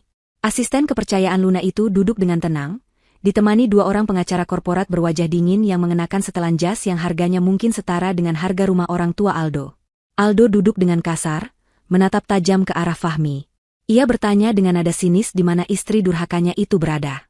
Fahmi tidak terpancing emosi. Ia menjawab dengan sopan namun merendahkan, mengatakan bahwa Ibu Luna terlalu sibuk mengurus bisnis global untuk meladeni urusan remeh seperti ini. Fahmi menegaskan bahwa ia memiliki kuasa penuh untuk mewakili Luna dalam menyelesaikan masalah ini hari ini juga. Pak Haryo, pengacara Aldo, langsung mengambil alih pembicaraan. Dengan suara lantang dan penuh intimidasi, ia memaparkan tuntutan kliennya. Ia menyebutkan pasal-pasal undang-undang perkawinan, menuntut pembagian aset, properti, saham perusahaan, dan tunjangan bulanan untuk Aldo. Ia mengancam akan membawa kasus ini ke pengadilan terbuka yang akan mencemarkan nama baik Anggara Group jika tuntutan tidak dipenuhi. Fahmi mendengarkan semua ancaman itu tanpa berkedip. Ia bahkan sesekali menyesap air mineral di depannya dengan santai. Setelah Pak Haryo selesai berbicara dengan napas terengah-engah karena terlalu bersemangat, ruangan menjadi hening sejenak. Fahmi tersenyum tipis. Ia membuka tas kulit yang dibawanya, lalu mengeluarkan sebuah amplop coklat tua yang terlihat sudah agak usang. Ia meletakkan amplop itu di tengah meja, lalu mendorongnya perlahan ke arah Aldo dan pengacaranya. Fahmi mempersilakan mereka untuk membuka dan membaca isi dokumen di dalamnya, sebelum melanjutkan negosiasi konyol ini. Aldo mengerutkan kening. Ia merasa familiar dengan amplop itu. Dengan tangan ragu-ragu, ia membuka amplop tersebut dan menarik keluar kertas di dalamnya. Kertas itu sudah agak menguning termakan usia, namun tulisan di atasnya masih terbaca sangat jelas. Judul dokumen itu tertulis dengan huruf kapital tebal, Perjanjian Pranikah. Jantung Aldo berhenti berdetak sesaat. Ingatannya terlempar ke masa lalu, 5 tahun yang lalu, seminggu sebelum pernikahannya dengan Luna. Saat itu, Aldo adalah pria muda yang ambisius namun paranoid. Ia baru saja merintis usaha kecil-kecilan, yang sebenarnya dimodali Luna tanpa sepengetahuannya, dan memiliki sedikit tabungan. Ia mencintai Luna, tapi ia juga sangat mencintai uangnya yang sedikit itu. Aldo takut Luna, yang saat itu ia kira hanya gadis yatim piatu miskin, menikahinya hanya untuk mengincar hartanya jika suatu saat ia sukses. Karena itulah, dengan penuh arogansi, Aldo memaksa Luna menandatangani perjanjian pranikah. Isi perjanjian itu sangat ketat dan egois, dirancang oleh Aldo sendiri. Jika terjadi perceraian, masing-masing pihak hanya berhak membawa aset yang terdaftar atas nama pribadi mereka masing-masing, dan tidak ada pembagian harta gonogini sepeser pun. Dulu, Aldo membuat itu untuk melindungi dirinya agar Luna tidak bisa meminta apa-apa. Luna saat itu hanya tersenyum sedih dan menandatanganinya tanpa protes, karena ia tulus mencintai Aldo dan tidak peduli pada harta. Kini, di ruang mediasi yang dingin itu, tangan Aldo gemetar hebat memegang kertas itu. Kertas yang dulu ia anggap sebagai tameng pelindung hartanya, kini berubah menjadi pedang yang memenggal lehernya sendiri. Ia membaca ulang poin demi poin yang ia tulis sendiri. Harta yang diperoleh atas nama istri adalah milik istri sepenuhnya. Aldo menelan ludah yang terasa pahit. Semua aset, rumah, mobil, saham, bahkan rekening tabungan utama, Semuanya atas nama Luna atau perusahaan Luna. Aldo tidak memiliki apa-apa atas namanya sendiri selain hutang kartu kredit. Pak Haryo merebut kertas itu dari tangan Aldo dan membacanya cepat. Wajah pengacara itu berubah drastis. Keringat dingin sebesar biji jagung muncul di dahinya. Ia menatap Aldo dengan tatapan marah dan kecewa. Sebagai pengacara, ia tahu betul bahwa dokumen ini sah secara hukum, bermeterai, dan didaftarkan ke notaris. Dokumen ini adalah jalan buntu. Tidak ada celah untuk menggugat Gonogini jika perjanjian ini ada. Pak Haryo membanting kertas itu ke meja. Ia memaki Aldo dengan suara pelan tapi tajam, menyebut Aldo bodoh karena tidak memberitahukan hal sepenting ini sejak awal. Pak Haryo merasa tertipu dan membuang-buang waktu. Tanpa pamit, pengacara itu membereskan barang-barangnya, berdiri, dan meninggalkan ruangan begitu saja, membiarkan Aldo sendirian menghadapi nasibnya. Fahmi menatap Aldo dengan tatapan kasihan yang dibuat-buat. Ia berkata pelan, mengingatkan Aldo bahwa Ibu Luna sebenarnya ingin memberikan sedikit pesangon demi masa lalu mereka. Namun, karena Aldo memilih jalan serakah dengan menuntut setengah kerajaan bisnisnya, maka Luna memutuskan untuk mengikuti aturan main yang Aldo buat sendiri di masa lalu. Sesuai perjanjian itu, Aldo keluar dari pernikahan ini dengan tangan kosong, persis seperti yang tertulis di kertas yang Aldo paksakan pada Luna 5 tahun lalu. Aldo tidak bisa menjawab. Mulutnya terkunci rapat. Rasa penyesalan yang amat sangat menghantam dadanya hingga sesak. Ia teringat wajah Luna saat menandatangani kertas itu dulu, tatapan matanya yang tulus dan pasrah. Betapa bodohnya dia. Keserakahan dan ketakutan masa lalunya kini menjadi karma yang paling menyakitkan. Fahmi berdiri, merapikan jasnya, dan mengambil kembali dokumen asli itu. Sebelum pergi, Fahmi berpesan agar Aldo segera mengosongkan kamar kosnya juga, karena ternyata bangunan kos itu baru saja dibeli oleh anak perusahaan properti Anggara Group untuk digusur dan dijadikan lahan parkir. Aldo ditinggalkan sendirian di ruang mediasi yang sunyi, menatap meja kosong dengan pandangan kosong. Ia telah kalah telak. Senjata terakhirnya justru meledak di wajahnya sendiri, menghancurkan sisa-sisa harapan untuk bangkit kembali. Sementara Aldo meratapi nasibnya di ruang mediasi yang dingin, nasib Cindy pun tidak jauh lebih baik, meskipun ia belum menyadarinya. Setelah kejadian memalukan di kantor Aldo dan mengetahui bahwa Aldo telah jatuh miskin, Cindy langsung memutuskan hubungan. Baginya, cinta tanpa uang adalah omong kosong. Ia memblokir nomor Aldo, menghapus semua foto kebersamaan mereka di media sosial, dan mencoba rebranding dirinya kembali sebagai model papan atas yang single dan berkelas. Cindy sangat percaya diri dengan kecantikannya. Ia yakin bahwa kejatuhan Aldo tidak akan menyeretnya. Ia merasa masih laku keras di pasaran, dan bisa dengan mudah mendapatkan pria kaya lain, atau pekerjaan bergengsi di dunia hiburan. Namun, kenyataan di lapangan berkata lain. Berita tentang skandal di Anggara Group menyebar luas di kalangan elit, meskipun nama Cindy tidak disebut secara resmi di media massa, desas-desus di kalangan orang dalam industri hiburan dan event organizer sudah memblacklist namanya.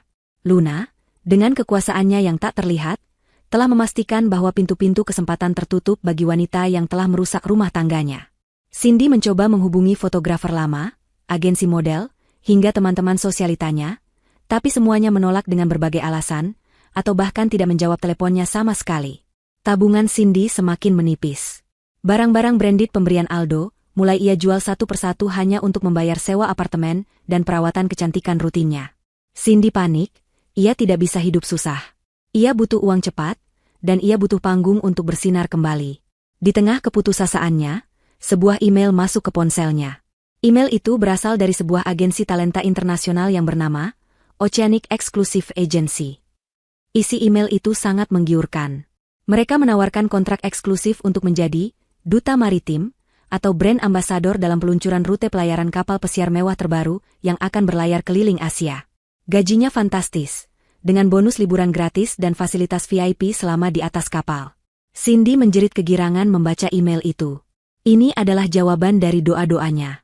Ini adalah kesempatan untuk membuktikan pada dunia, dan terutama pada Luna, bahwa Cindy tidak bisa dihancurkan begitu saja. Tanpa berpikir panjang dan tanpa melakukan riset mendalam tentang agensi tersebut, Cindy langsung membalas email itu, menyetujui untuk datang wawancara dan tanda tangan kontrak.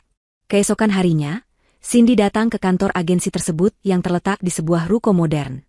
Kantornya tampak minimalis namun meyakinkan. Ia disambut oleh seorang wanita parubaya bernama Bu Ratna, yang berpenampilan kaku dan tegas. Wawancara berjalan sangat singkat.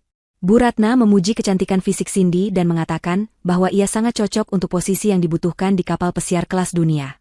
Cindy merasa tersanjung, egonya melambung tinggi. Bu Ratna kemudian menyodorkan sebuah kontrak kerja yang sangat tebal, berlembar-lembar kertas dengan tulisan kecil yang rapat. Bu Ratna mendesak Cindy untuk segera menandatangani kontrak itu karena kapal akan segera berangkat dalam 2 hari, dan jika Cindy tidak mengambilnya sekarang, posisi itu akan diberikan kepada model lain. Mendengar kata model lain, rasa kompetitif dan keserakahan Cindy muncul. Ia tidak mau kehilangan kesempatan emas ini. Tanpa membaca detail pasal demi pasal, Cindy hanya melihat nominal gaji yang besar di halaman depan, lalu langsung membubuhkan tanda tangannya di halaman terakhir. Ia merasa telah memenangkan lotre. Bu Ratna tersenyum misterius saat menerima kembali berkas kontrak itu, sebuah senyuman yang seharusnya membuat Cindy waspada. Tapi Cindy terlalu sibuk membayangkan dirinya berjemur di dek kapal dengan bikini mahal sambil memegang gelas koktail. Hari keberangkatan tiba. Cindy datang ke pelabuhan dengan membawa koper besar berisi gaun-gaun malam terbaiknya, sepatu hak tinggi, dan koleksi bikininya. Ia membayangkan akan disambut dengan karpet merah dan fotografer. Namun, sesampainya di dermaga yang ditunjuk, ia merasa ada yang aneh. Kapal yang bersandar di sana memang besar dan mewah, tapi ia tidak diarahkan ke pintu masuk tamu VIP. Petugas keamanan mengarahkannya ke pintu samping yang kecil dan tersembunyi, pintu khusus kru dan logistik. Cindy sempat protes, mengatakan bahwa ia adalah brand ambasador, tapi petugas itu hanya menyuruhnya diam dan masuk karena kapal akan segera berangkat. Cindy masuk ke dalam lorong kapal yang sempit dan berbau logam. Ia dibawa ke sebuah ruangan kantor kecil di lambung kapal bagian bawah, jauh dari kemewahan dek atas. Di sana, Bu Ratna sudah menunggu, kali ini tidak memakai jas kantor, melainkan seragam supervisor kapal yang ketat. Di samping Bu Ratna, tertumpuk setelan baju overall berwarna oranye kusam dan sepatu bot karet. Cindy bertanya dengan bingung, di mana kamar suite-nya dan kapan sesi pemotretan dimulai. Bu Ratna tertawa kering, suara tawanya memantul di dinding besi ruangan itu. Ia mengambil kontrak yang sudah ditandatangani Cindy dan melemparkannya ke meja. Bu Ratna menyuruh Cindy membaca kembali pasal 4 ayat 1 tentang deskripsi pekerjaan. Dengan tangan gemetar, Cindy membaca tulisan kecil yang ia lewatkan kemarin. Di sana tertulis jelas, posisi, staf sanitasi dan kebersihan area vital. Tanggung jawab, membersihkan, menyikat, dan mensterilkan seluruh toilet umum, saluran pembuangan, dan area pengelolaan limbah kapal. Mata Cindy terbelalak. Ia berteriak bahwa ini pasti kesalahan. Ia adalah model, bukan tukang bersih-bersih. Ia menolak melakukan pekerjaan rendahan itu dan berniat keluar dari ruangan itu saat itu juga. Namun, Bu Ratna dengan tenang menunjuk pasal 12 tentang pemutusan kontrak sepihak. Di sana tertulis bahwa jika pekerja mengundurkan diri sebelum masa kontrak 2 tahun berakhir, pekerja wajib membayar denda penalti sebesar 10 kali lipat dari total gaji yang dijanjikan, atau sekitar 2 miliar rupiah, yang harus dibayar tunai saat itu juga. Jika tidak, pekerja akan diseret ke penjara internasional atas tuduhan wan prestasi dan penipuan korporasi. Cindy merasa dunianya runtuh. Kakinya lemas. Ia tidak punya uang sebanyak itu. Ia terjebak. Ia telah menjual jiwanya pada kertas kontrak yang tidak ia baca. Bu Ratna melempar seragam oranye itu ke wajah Cindy. Baunya apek, bau disinfektan murah. Bu Ratna memerintahkan Cindy untuk segera mengganti gaun mahalnya dengan seragam itu, karena toilet di dek C sudah mampet, dan ada penumpang yang muntah di lorong utama. Cindy menangis histeris, air matanya melunturkan maskara mahalnya, membuat wajahnya cemong dan menyedihkan. Ia mencoba memohon, mengatakan bahwa ia tidak bisa menyikat toilet. Tangannya halus, kukunya baru saja manicure. Tapi Bu Ratna tidak peduli. Ia membentak Cindy, memberinya waktu 5 menit untuk bersiap atau dendanya akan ditambah bunga harian. Cindy tidak punya pilihan. Dengan berurai air mata, ia melepaskan gaun sutranya dan mengenakan seragam kebesaran yang kasar di kulitnya. Ia memakai sepatu bot karet yang berat. Penampilannya berubah drastis dari sosialita angkuh menjadi pekerja kasar yang lusuh. Saat Cindy keluar dari ruangan dengan membawa ember, sikat, dan kain pel, ia melihat logo perusahaan pemilik kapal yang tertempel di dinding lorong. Logo itu kecil, tapi sangat jelas. Sebuah simbol jangkar emas yang melilit huruf A. Itu adalah logo anak perusahaan Anggara Group. Cindy akhirnya sadar, ini bukan kebetulan.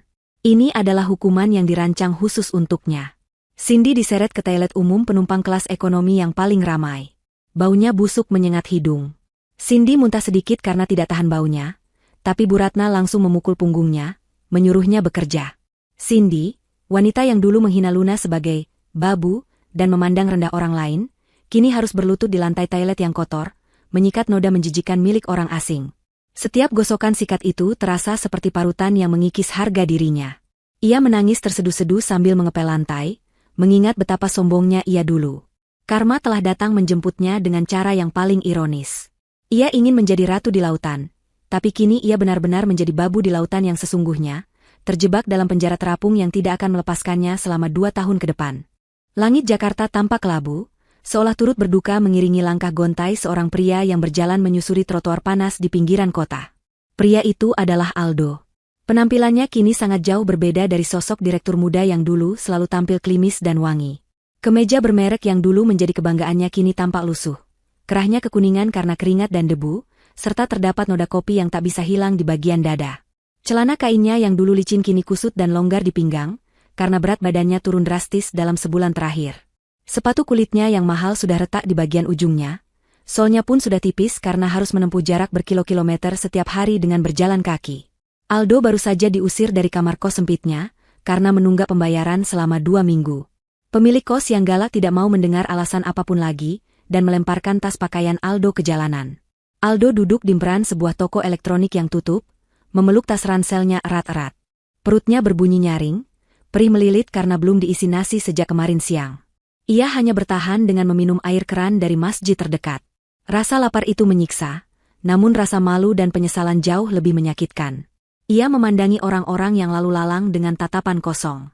Dulu, ia adalah orang yang duduk di balik kemudi mobil sedan mewah berpendingin udara, memandang rendah para pejalan kaki yang kepanasan. Kini, ia menjadi bagian dari mereka, bahkan lebih rendah. Ia menjadi gelandangan yang tidak punya tujuan. Aldo meraba saku celananya, mencari sisa uang receh. Hanya ada beberapa ribu rupiah, tidak cukup untuk membeli satu porsi makanan warteg yang layak. Ia benar-benar berada di titik nol. Titik di mana harga diri sudah tidak ada artinya lagi dibandingkan dengan kebutuhan untuk bertahan hidup. Saat Aldo sedang melamun meratapi nasibnya, sebuah layar videotron raksasa di seberang jalan menyala terang, menampilkan iklan berita bisnis terkini. Mata Aldo terpaku pada layar itu. Di sana, terpampang wajah seorang wanita yang sangat ia kenal, wajah yang menghantuinya setiap malam dalam mimpi buruknya. Itu adalah Luna. Dalam video tersebut, Luna tampil begitu anggun dan berwibawa dengan balutan busana muslimah modern berwarna pastel dan hijab yang tertata rapi. Ia sedang melakukan prosesi pemotongan pita untuk meresmikan pelabuhan logistik internasional baru milik Anggara Group. Senyum Luna di layar itu terlihat tulus dan tegas, memancarkan aura kepemimpinan yang kuat. Wartawan mengerumuninya, berebut mengajukan pertanyaan. Salah satu wartawan bertanya tentang kunci kesuksesan Luna dalam memimpin imperium bisnis sebesar itu sendirian. Aldo menajamkan pendengarannya, seolah ingin mendengar suara Luna secara langsung. Dari pengeras suara videotron, terdengar jawaban Luna yang tenang namun menohok. Luna menjawab bahwa kunci kesuksesannya adalah membuang segala hal yang tidak produktif dan beracun dari hidupnya, termasuk benalu yang menghambat pertumbuhan. Jawaban itu seperti tombak yang dilemparkan langsung ke dada Aldo. Ia tahu persis siapa, benalu, yang dimaksud. Aldo menundukkan kepalanya dalam-dalam. Air mata menetes di celana kotornya. Ia menyadari betapa bodohnya ia dulu menyanyiakan berlian demi sebuah batu kerikil. Cindy sudah meninggalkannya, hartanya sudah habis, dan kini ia melihat mantan istrinya terbang tinggi menembus langit kesuksesan yang tak terjangkau. Rasa lapar kembali menyentak kesadarannya. Aldo harus makan. Ia tidak bisa terus meratap di sini. Ia bangkit berdiri dan berjalan tanpa arah menuju kawasan pelabuhan lama, tempat di mana banyak pekerja kasar berkumpul mencari pekerjaan harian. Ia mendengar desas-desus bahwa di sana sering dibuka lowongan untuk kuli angkut atau anak buah kapal dengan bayaran tunai harian. Aldo, yang seumur hidupnya tidak pernah mengangkat beban lebih berat dari tas laptop, kini harus bersiap menjual tenaga fisiknya. Sesampainya di pelabuhan, aroma amis ikan dan bau solar menyengat hidungnya. Ia melihat kerumunan orang berbaris di depan sebuah kantor agen penyalur tenaga kerja kapal. Aldo ikut mengantre di barisan paling belakang. Ia merasa canggung dan asing di antara para pria bertubuh kekar, bertato, dan berkulit legam terbakar matahari. Mereka menatap Aldo dengan tatapan meremehkan, melihat kulit Aldo yang masih tergolong putih dan tangannya yang halus. Setelah menunggu berjam-jam di bawah terik matahari yang membakar kulit, giliran Aldo tiba. Ia menghadap seorang mandor berwajah garang yang duduk di balik meja kayu reot. Mandor itu meneliti Aldo dari ujung rambut sampai ujung kaki, lalu tertawa mengejek. Ia bertanya apakah, Tuan Muda, ini nyasar atau sedang mencari tempat piknik. Aldo menelan harga dirinya bulat-bulat. Dengan suara serak, Ia memohon pekerjaan apa saja, asalkan bisa makan dan mendapat tempat tidur. Mandor itu melempar sebuah formulir lecek ke muka Aldo. Ia berkata bahwa ada satu posisi kosong di kapal kargo dan logistik yang akan berlayar panjang. Posisinya adalah kelasi rendahan, tugasnya membersihkan dek, menyikat karat, dan mengurus sampah kapal. Gajinya kecil, kerjanya berat, dan tidak ada hari libur. Aldo tidak punya pilihan lain. Ia mengangguk cepat dan menandatangani kertas itu tanpa membacanya. Ia hanya ingin makan. Mandor itu memberinya seragam bekas yang kedodoran dan menyuruhnya segera naik ke kapal yang sedang bersandar di dermaga ujung. Nama kapal itu tertulis samar di lambungnya yang besar, Bahtera Abadi. Begitu Aldo menginjakkan kaki di atas kapal, neraka duniawinya dimulai. Ia langsung dibentak oleh kepala kru untuk segera mengambil sikat kawat dan ember. Tugas pertamanya adalah membersihkan noda oli dan karat di gelada utama di bawah sinar matahari yang sedang terik-teriknya. Tangan Aldo yang tidak terbiasa bekerja kasar langsung melepuh dalam 1 jam pertama. Kulitnya perih, punggungnya serasa mau patah. Setiap kali ia berhenti sejenak untuk meluruskan pinggang, sebuah tendangan atau bentakan kasar mendarat di tubuhnya. Para senior di kapal itu senang sekali menindas anak baru, terutama yang terlihat lemah seperti Aldo. Malam harinya, Aldo tidak mendapatkan kamar tidur yang layak. Ia harus tidur di sebuah ruangan barak yang sempit di bagian bawah kapal, berbagi tempat dengan 10 orang lainnya. Ruangan itu panas, pengap, dan berbau keringat campur apek. Kasurnya tipis dan penuh noda, bantalnya keras seperti batu. Aldo meringkuk di pojokan, memeluk lututnya. Tubuhnya sakit semua. Ia menangis tanpa suara, meratapi nasibnya yang berubah 180 derajat. Dulu ia tidur di kasur king size dengan spray sutra, kini ia tidur berhimpitan dengan orang asing yang mendengkur keras. Ia teringat Luna. Dulu Luna sering memijat punggungnya saat ia lelah pulang kerja, menyiapkan air hangat, dan membuatkan teh. Kenangan itu kini menjadi siksaan batin yang paling kejam. Hari-hari berlalu menjadi minggu. Kapal Bahtera Abadi mulai berlayar membelah lautan luas. Aldo perlahan mulai terbiasa dengan siksaan fisik itu, meski hatinya semakin mati. Kulitnya kini menghitam, rambutnya acak-acakan, dan wajahnya tumbuh brewok yang tidak terurus. Ia menjadi pendiam, hanya bekerja seperti robot. Ia menyikat lantai, mengangkut peti kemas, membersihkan toilet kru, dan membuang sampah. Ia benar-benar menjadi babu di tengah lautan, persis seperti hinaan yang pernah ia lontarkan pada Luna. Namun, ada satu hal yang tidak Aldo ketahui. Kapal Bahtera Abadi ini, beserta seluruh muatannya, baru saja diakuisisi oleh sebuah perusahaan induk seminggu yang lalu. Dan pemilik baru perusahaan induk itu sedang merencanakan inspeksi mendadak di tengah laut untuk mengecek aset barunya. Aldo tidak sadar bahwa ia sedang bekerja di dalam perut raksasa milik wanita yang pernah ia usir. Suatu pagi, kepanikan melanda seluruh kru kapal. Kapten kapal mengumumkan melalui pengeras suara bahwa ibu pemilik akan datang melakukan inspeksi menggunakan helikopter pribadi. Semua kru diperintahkan untuk membersihkan kapal sampai mengkilap. Tidak boleh ada satupun noda debu. Aldo dan teman-temannya dipaksa bekerja ekstra keras sejak subuh. Mereka menyikat dek sampai tangan mereka kram.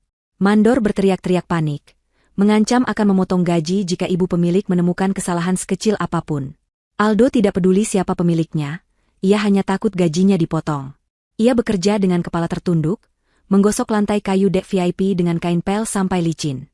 Dalam hatinya, ia hanya berharap inspeksi ini cepat selesai agar ia bisa istirahat sejenak dari neraka ini. Tanpa ia sadari, pertemuan yang akan mengubah sisa hidupnya sedang terbang mendekat dari ufuk timur.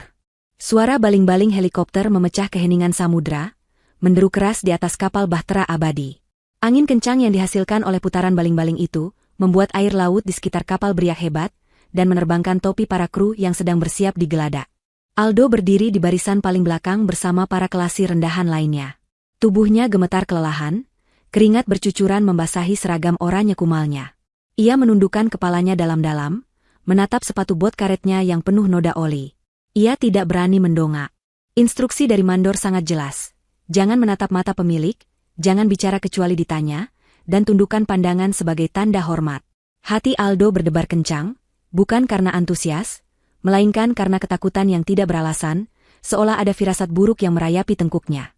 Helikopter mewah berwarna hitam mengkilap itu mendarat mulus di helipad yang terletak di bagian atas kapal.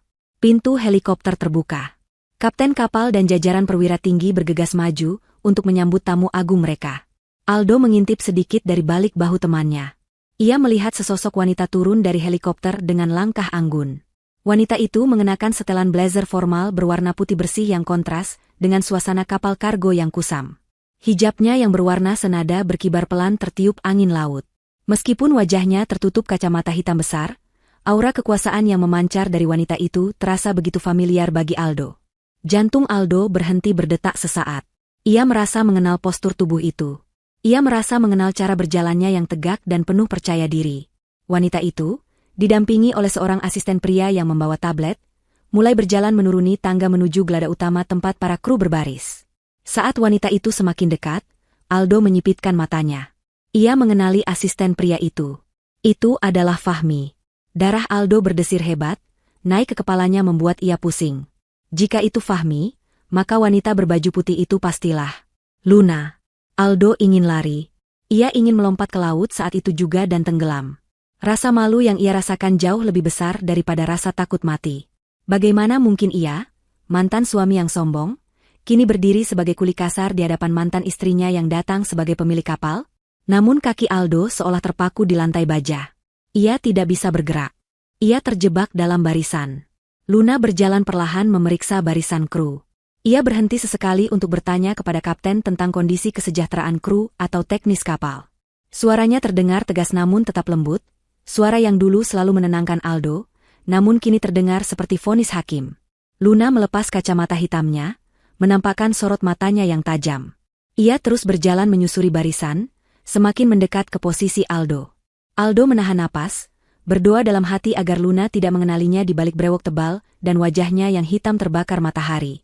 Ia berharap Luna hanya akan melewatinya seperti ia melewati tiang kapal. Namun, doa Aldo tidak terkabul. Langkah kaki Luna berhenti tepat di depan Aldo. Sepatu hak tinggi putih bersih milik Luna berhadapan langsung dengan sepatu bot butut Aldo yang kotor. Keheningan menyelimuti seluruh geladak. Hanya suara ombak dan angin yang terdengar. Mandor kapal melotot ke arah Aldo, memberi kode agar Aldo membungkuk lebih dalam. Tapi Aldo justru perlahan mengangkat wajahnya. Mata mereka bertemu. Luna menatap Aldo dengan ekspresi datar, tidak ada keterkejutan yang berlebihan di wajahnya, seolah ia sudah tahu atau mungkin ia tidak peduli. Tatapan Luna seperti melihat orang asing, atau lebih tepatnya, melihat sesuatu yang tidak pada tempatnya. Aldo gemetar hebat. Bibirnya bergetar saat ia mencoba mengeluarkan suara. Kata-kata tersangkut di tenggorokan yang kering. Akhirnya, dengan suara parau yang hampir tak terdengar, ia memanggil nama wanita itu. Luna. Bisiknya lirih. Kemudian ia mengoreksi dirinya sendiri dengan cepat, rasa takut mengambil alih. Ibu Luna, tolong saya. Air mata mulai mengalir di pipi kotor Aldo, membuat jalur bersih di wajahnya yang berdebu. Pertahanan dirinya runtuh seketika. Ia jatuh berlutut di hadapan Luna, di depan ratusan pasang mata kru kapal. Ia bersujud, mencium ujung celana panjang Luna. Maafkan aku, Bu. Tolong aku tidak kuat lagi, beri aku kesempatan kedua, aku mohon. Ratap Aldo menyedihkan. Para kru kapal terkesiap kaget. Mandor kapal hendak maju untuk menyeret Aldo, karena dianggap lancang menyentuh pemilik, tapi Fahmi mengangkat tangan untuk menahan mereka. Luna tidak mundur, tapi juga tidak membantu Aldo berdiri. Ia menatap mantan suaminya yang sedang mengemis di kakinya dengan tatapan dingin yang menusuk tulang. Luna teringat jelas momen di atas kapal pesiar mewah beberapa bulan lalu, saat Aldo menyeretnya dan mengusirnya di depan umum. Saat itu Aldo berkata bahwa kapal itu hanya untuk orang elit, bukan untuk babu. Kini, roda nasib telah berputar 180 derajat dengan presisi yang mengerikan. Luna menghela napas pelan. Ia berbicara dengan nada suara yang tenang, namun volumenya cukup keras untuk didengar oleh orang-orang di sekitarnya. Kapten Fernando, panggil Luna, menyebut nama kapten kapal kargo itu yang ternyata adalah adik sepupu dari Kapten Fernando di kapal pesiar dulu. Sang kapten langsung hormat. Ya, Bu Luna. Luna menunjuk ke arah Aldo dengan dagunya, tanpa menyentuh pria itu. Saya tidak ingat pernah merekrut orang yang tidak memiliki integritas di perusahaan saya. Kapal ini, sesuai standar perusahaan, hanya untuk pekerja keras yang jujur dan orang-orang yang tahu diri. Kalimat itu menampar Aldo lebih keras daripada pukulan fisik manapun. Luna menggunakan kata-kata Aldo sendiri untuk menghukumnya. Orang ini, lanjut Luna, mengotori pemandangan di kapal saya. Dia tidak memenuhi standar kebersihan mental untuk berada di sini. Aldo mendongak, matanya terbelalak penuh horor. Luna, jangan aku suamimu maksudku. aku mantan suamimu, kita pernah saling mencintai. Aldo meracau panik. Luna tersenyum tipis, senyuman yang sangat dingin. Mantan suami saya sudah mati bersama kesombongannya. Yang ada di depan saya hanyalah orang asing yang lancang. Luna kemudian menoleh ke arah laut lepas. Di kejauhan, terlihat sebuah pulau karang kecil tak berpenghuni, hanya sebuah titik kecil di tengah samudra luas. Luna kembali menatap kapten. Kapten, kita sedang berada di dekat jalur transit pulau karang itu, bukan? Turunkan dia di sana. Berikan dia 1 botol air mineral dan 1 pelampung. Biarkan dia merenungi arti kata, babu, dan elit di sana. Siap, laksanakan, jawab kapten tegas. Aldo berteriak histeris. Tidak, Luna, jangan lakukan ini. Aku bisa mati di sana. Ampun. Ia mencoba meraih kaki Luna lagi, tapi 2 orang petugas keamanan kapal yang bertubuh besar segera meringkusnya. Mereka menyeret Aldo menjauh dari Luna seperti menyeret karung sampah. Aldo meronta-ronta, menangis, dan memohon, tapi tidak ada yang peduli. Semua kru kapal menatapnya dengan pandangan dingin, loyalitas mereka hanya pada ibu pemilik yang menggaji mereka. Luna berbalik badan dengan anggun, kembali memakai kacamata hitamnya, dan berjalan menuju kabin VIP tanpa menoleh sedikit pun ke belakang. Baginya, urusan sudah selesai. Sampah sudah dibuang pada tempatnya. 15 menit kemudian, sebuah sekoci kecil diturunkan. Aldo dipaksa turun di sebuah pulau karang kecil yang gersang. Tidak ada pohon, hanya bebatuan tajam dan pasir putih. Petugas memberinya sebotol air mineral sesuai perintah, lalu kembali ke sekoci dan memacu mesinnya kembali ke kapal induk. Aldo berdiri sendirian di pulau kecil itu, basah kuyup terkena cipratan ombak. Ia melihat kapal bahtera abadi yang raksasa itu perlahan mulai bergerak menjauh. Di dek paling atas kapal, Luna berdiri memegang gelas berisi jus jeruk segar, memandang ke arah pulau kecil yang semakin lama semakin mengecil di kejauhan. Angin laut menerpa wajahnya, membawa rasa kebebasan yang sesungguhnya. Ia melihat sosok Aldo yang melambai-lambaikan tangan dengan putus asa, berteriak-teriak yang suaranya diredam oleh deburan ombak. Luna tidak merasakan kesedihan, hanya rasa lega yang luar biasa. Keadilan telah ditegakkan. Pria yang menyuruhnya berenang di lautan kini merasakan sendiri betapa luas dan kejamnya lautan itu. Kapal raksasa itu membunyikan klakson panjangnya, toot, sebagai tanda perpisahan terakhir, lalu melaju membelah samudra, meninggalkan Aldo yang jatuh terduduk di pasir, meraung menangisi karma yang datang menjemputnya dengan cara yang paling sempurna.